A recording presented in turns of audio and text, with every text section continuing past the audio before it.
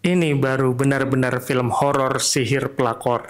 Allah tidak akan memberikan cobaan pada manusia melebihi kemampuan manusia itu sendiri. Karena itu, la tahzan, janganlah bersedih.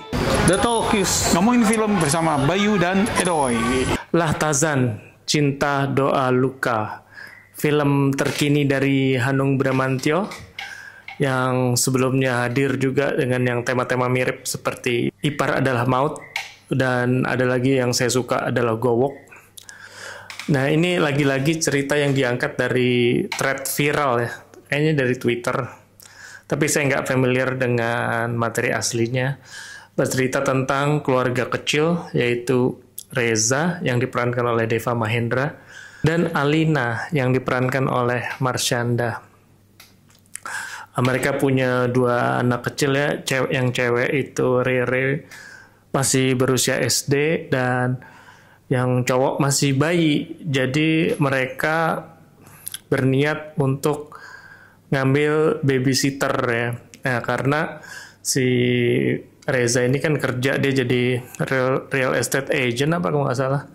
Dan si Marshanda tuh jadi kayak apa ya, just tipper gitu yang jual di TikTok barang-barang dari luar. Jadi si Marshanda ini, si Alina sering gitu keluar negeri dan akan sering juga keluar negeri. Jadi dia akan meninggalkan anaknya, apalagi yang masih kecil itu. Jadi mereka butuh babysitter. Nah, muncullah tokoh Asih yang diperankan oleh Ariel Tatum, babysitter yang seksi. Nah, seperti bisa ditebak dengan kemunculan babysitter seksi ini, terjadilah perselingkuhan antara Reza dan Asih. Nah, kurang lebih ceritanya seperti itulah, bagaimana keluarga kecil yang tadinya bahagia ini harus mengatasi masalah perselingkuhan yang besar ini. Oke, jadi filmnya ini kayaknya Mas Hanung udah tahu ya gimana cara bikin film perselingkuhan secara dia udah sukses banget dengan Ipar Adalah Maut. Jadi ceritanya sih enak, mengalir aja di awal-awal, lebih banyak dramanya, drama keluarga ya. Tapi juga kali ini dibumbui oleh ada komik reliefnya yang diperankan oleh Asri Welas. Asri Welas jadi Mbak Kar, dia sebagai pembantu yang udah lama ya, kepercayaan. Dan Benny Siregar sebagai Karyo, driver. Mereka berdua nih yang menghidupkan awal-awal drama yang serius tadi dihidupkan oleh kelucuan mereka berdua. Menurut saya berhasil dengan menampilkan dua tokoh ini ya. Terutama saya sih banyak ketawa dengan jokesnya Benny. Nah, setelah drama keluarga di awal, konflik mulai setelah munculnya Asih ini.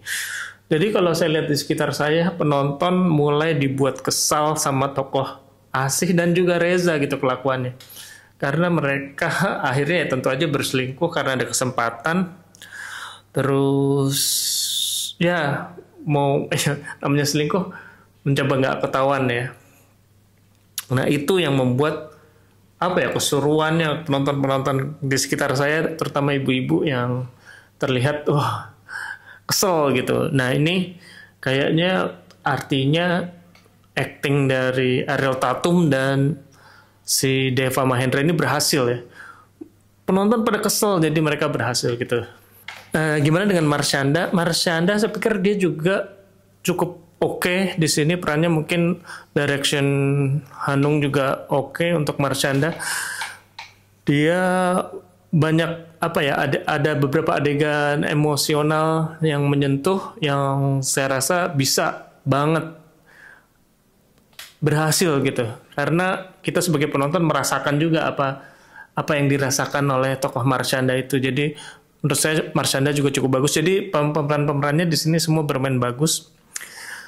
Dan itu tadi Benny Siregar, dia bukan cuma jadi tempelan tapi jadi tokoh cukup penting juga di sini, dan lucu banget ya. Adanya Benny Siregar tuh kalau bagi saya menyelamatkan banget. Terus setelah konflik, makin menuju puncak tuh sepertiga akhir filmnya jadi makin seru, jadi kayak apa ya, horror thriller gitu yang menegangkan karena ada adegan-adegan yang memang tense gitu, yang membuat penonton tegang dan serius, dan itu sepertiga akhir menuju puncak yang menurut saya cukup apa ya, cukup intensitasnya tuh berhasil gitu, jadi membuat penonton tegang. Udah saya makanya mikirnya ini adalah film kayak wah, sihir pelakor mestinya kayak gini nih, karena benar-benar menceritakan tentang pelakor dan sihir juga gitu akhirnya. Ya saya ngerasa nih sepertiga terakhir nih seru banget. Oke. Terus apa kira-kira yang saya nggak suka? Ini masih filmnya Hanung Bramantyo yang ciri khasnya musiknya penuh gitu. Artinya dari depan sampai belakang tuh penuh dengan musik. Nah saya agak kurang cocok dengan style film seperti itu. Tentu nggak masalah ya buat orang yang nggak, itu bukan masalah besar gitu. Terus tentu ada beberapa adegan yang saya pikir kok gitu sih, tapi karena saya nggak familiar dengan source materialnya, jadi saya nggak tahu apakah ini dari skenario atau dari source materialnya emang gitu.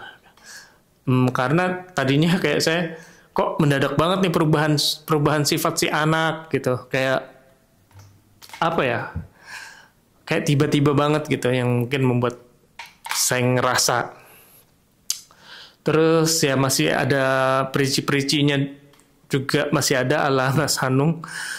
Dan apa ya, masih kayak si tokoh Marsyanda nih, Alina, udah diselingkuhin dia masih mikirin, oh gue salah apa sih sebenarnya, apa yang salah dari gue gitu, kayak masih mikirin kayak gitu. Sama durasi film ini yang mencapai 2 jam 30 menit. Lama banget gitu menurut saya.